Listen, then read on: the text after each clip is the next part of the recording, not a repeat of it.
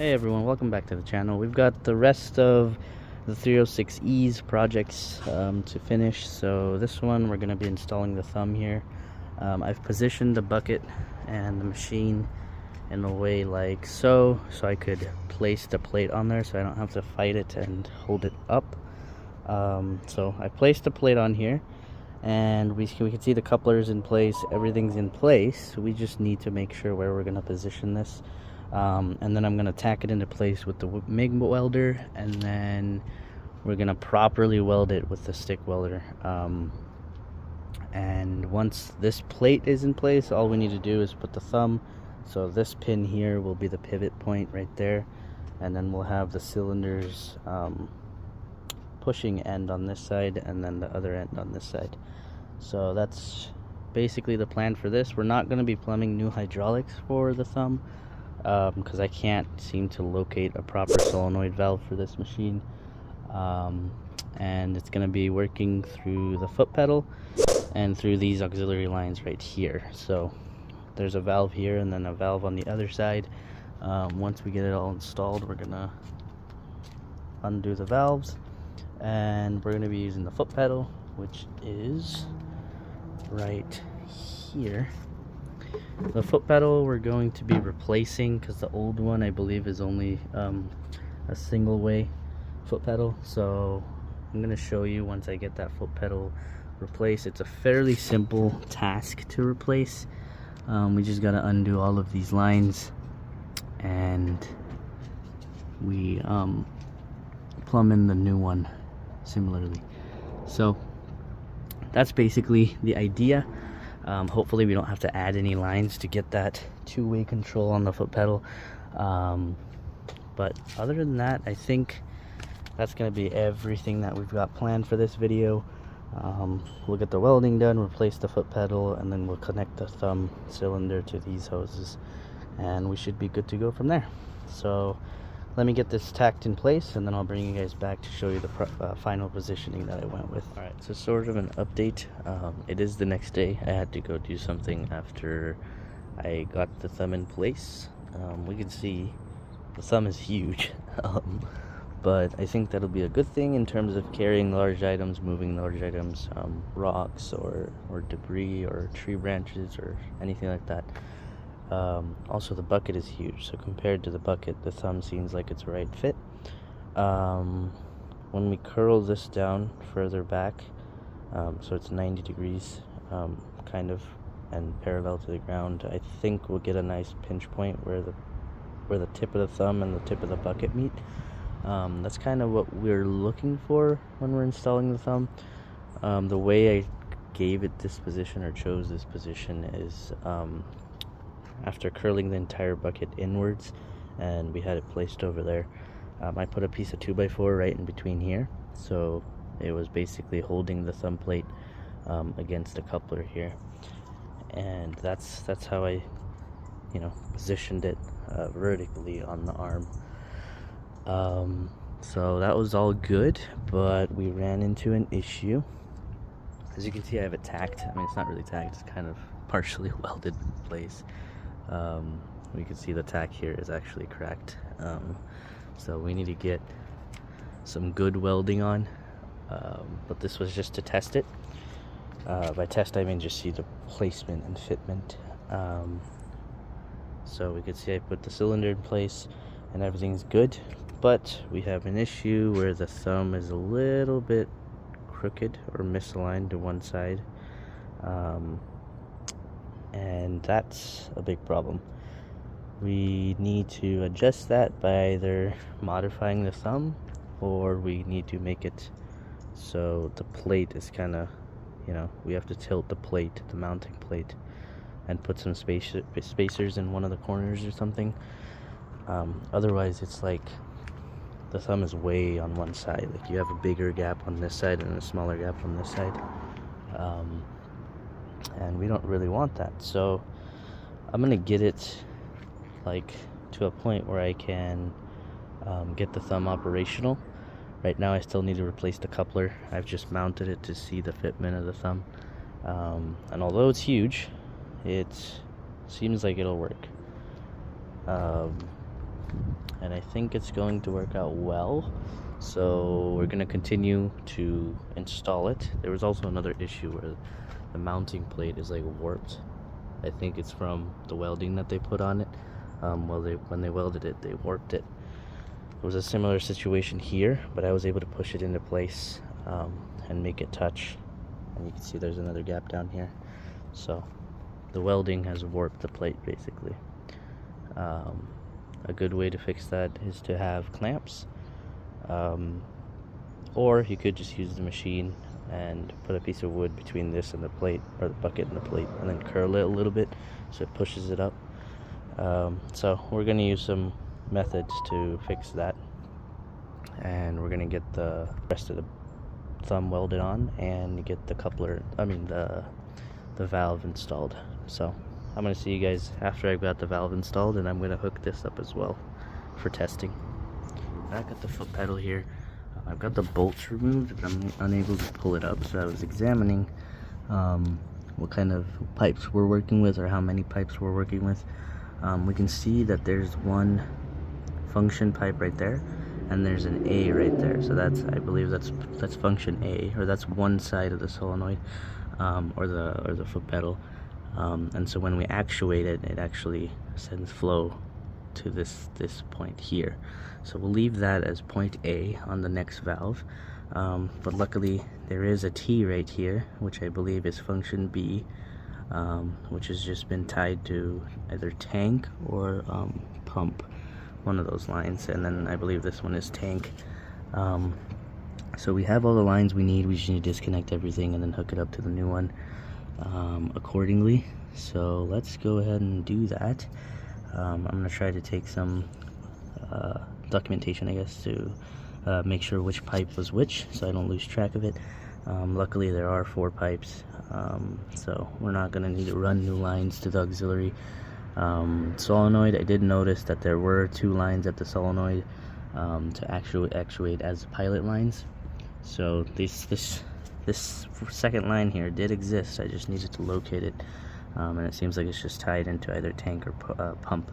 So let me disconnect everything, and then I'll show you guys exactly how I hooked up the new one. If I can show you guys properly, I've got basically all the fittings where I need them to be. All the pipes are in the right places, hopefully. If it does not function, we just need to flip the A and B ports. The power and transfer, or tank, the bottom one is power or pump, and the top one is tank. And I got that from this guy. So tank and power, and then the bottom port here was A, if you can remember. So that's the old one, and it's all plumbed and ready to go. Those pipes were extremely hard to maneuver, and just be aware, I got way more fluid coming out of those dormant pipes that weren't even in use. Of course, fluid always flows through it, but even the A and B ports had fluid coming out of them without the valve being actuated, and there was continuous flow of like slow dripping oil. So if you're doing this, make sure you got good containers to collect all that. So here's the new foot valve installed. We can see there's two pins to push now. We can either go this way or this way. It's a little large. It's like kind of in line with the foot pedal here for the travel, but I think we'll be fine since it doesn't really hinder the movement of that one either. We can see they're not in the way. Neither is this one hitting anything. So a little bit larger is better, so we have some good foot control, I guess. There is a bit of a rattle. We might just need to adjust these bolts so they're just barely hitting the pins at the bottom here. But that's basically it for the foot pedal portion. I need to give this a test, but I also do need some short hosing to connect the thumb to the auxiliary lines. Unfortunately, I don't have those yet, but once I get those, I can show you guys. Alright, so welding is pretty much done. Not the greatest of welds. I still need to touch up some spots like there and some other spots where I can fill up again and grind up. But this was extremely tough to weld. My welder couldn't even handle it at points. The breaker kept tripping and stuff. So welding wasn't the greatest. I might fill the rest of it up with some putty or maybe Bondo or the metal sealant. But you can see the welding is not the greatest. It's got pores in it still. It was extremely hard to maintain the arc because of the angle and with the thumb in the way. Plus the spatter kept getting onto me, so I was moving around. So it was not the greatest experience. But strength wise, it's pretty good. It's not moving, budging, breaking. Nothing's going wrong in operation. I've got the pipes installed. I got new pipes made. These are 24-inch BNC, I think it's called, the British connections. They look like flange connections with a code inside, but it's not. It's British. Up until this point, I could have converted it from British to flat face with the O-ring, but I decided not to do that because it would have cost the same either way. Plus I got the springs made for these ones, so it's super tough. If it does rub against anything, I have these hoses as well. I'm going to replace these. I've also got all the hoses that are for the cylinders as well, so this one up here too, and then this one. So all these hoses are going to be brand new. Everything's functioning now. I still have to do something about these pipes.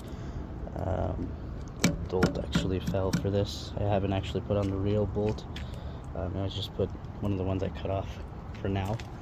But when I finalize everything, I'm going to put all the main bolts in. I'm going to cut them to size, and then I'm going to double nut them like that so they don't fall apart. And in terms of the plumbing for the hydraulics, it was perfect. I didn't need to change anything over in the foot valve there, but it is extremely jerky. It's extremely fast too, so you have to be really careful when you press the pedal. I can either adjust the relief pressure, either over here, you can see right there, there's the relief for the cylinder, or I could do it at the main valve over there. But I don't know yet what I'm going to do. I think I'm going to try to adjust the main valve and leave this one as is, and it'll be a little bit slower in terms of the flow, and so this is going to be a lot easier to control, and it's going to be a lot more smooth. Or you could just press the pedal super gently and make sure you don't like press it all of a sudden, otherwise it jerks significantly. So the pressure is extremely high at the moment. I think it was set up at some point for running implements, hence only one side was pressurized, the other was returning to tank. So it was like a one-way flow circuit basically, and we converted that to a two-way control. So that, of course, they're gonna have highest pressure in terms of an implement that's gonna, if they're running one like an impact hammer or something. But yeah, so far this is the update. The thumb functions perfectly. It's a little crooked. I'm gonna leave it as is because the problem is actually in that thing right there, the main coupler at the bottom, and I don't feel like cutting that up and re-welding it or deforming it with heat. As you can see, welding isn't the greatest experience on this. So I'm gonna leave it as is. It functions just fine. I think I'm gonna need to cut a notch here for the middle tooth there, right there. As we can see, it hits the bottom of the thumb in significant portions. But that's about it basically. It's ready to function or use other than the hosing here. I'm also going to touch it up and paint it. Right now it's raining, so I'm going to leave it as is. I might, like I said, I'm going to put some sealant on there, maybe weld up some places that seem like they need some more welding, and then grind it up once more. Grinder's your best friend when welding isn't working out, so that's what I'm relying on at the moment. Like I said, strength wise it's perfect. That's not the best. I need to do that because that was the most awkward positioning since I had the arm curled in like this. and so that wasn't very accessible at the time, and I could not move the thumb without welding that place because the jerking motion would keep breaking it. Plus it ended up bending the plate at one point here, because I just had it on tacks here, down in the middle, and then over there. So I was wanting to bring this plate closer here because there was a gap, and so when I pushed the thumb against the bucket, it created a folding point right there. So it pressurized this spot and it lifted this spot, so it like basically did this and it made a high point. So it was extremely tough to bring that back down. It's kind of soft metal, unfortunately, and I guess the price reflects that. It's extremely soft in terms of, you know, hydraulic pressure against it. Not sure how this thumb material is going to turn out. It does seem pretty strong from the couple times it hit the bucket in some force. It hasn't deformed significantly or anything like that, so I think we'll be fine. The thumb functions. It goes pretty far. It goes to almost like this angle right here, and that's a lot in my opinion. Normally thumbs are like maybe maximum, or maybe like right there. So this one goes a little bit more, but of course if we had the progressive link, could have, you know, curled it all the way up with the bucket. But that's what we've got so far. Maybe in the future we can upgrade to progressive link if we find an adapter or find those linkages for this area. All right, so we've got everything welded up and cleaned up as well. I ended up welding it a lot more in places where I thought the welding was a little low, and then I bondoed the rest to make it look good, because the welding didn't look the greatest, and so if I just painted it as is, it would have looked really bad. But now it looks clean. I painted it as well. I primed it before I put some Bondo on there, and then I primed it in between, and then I did another coat of a little bit more Bondo, and then I cleaned it up once more, and then I primed it one last time. Then I gave it a good thick coat of the cat yellow matte finish, which makes it look extremely clean. It's pretty good. Now all I need to do is adjust the pressure to the thumb, because it's really jerky and I don't want it to, it's really hard to control basically. So we're gonna adjust the relief pressure. There's also a problem here that I've run into. You can see right there, it's touching the coupler of the thumb. This is a design issue, unfortunately. It's not an installation issue. If this was already pre-connected or pre-cut and pre-welded, everything was put together. So that's a problem. We're gonna try to do something about this at some point. I'm gonna cut a little arch out of this with my plasma cutter, and hopefully that will solve the issue. Hopefully it won't reduce the integrity of the thumb too much.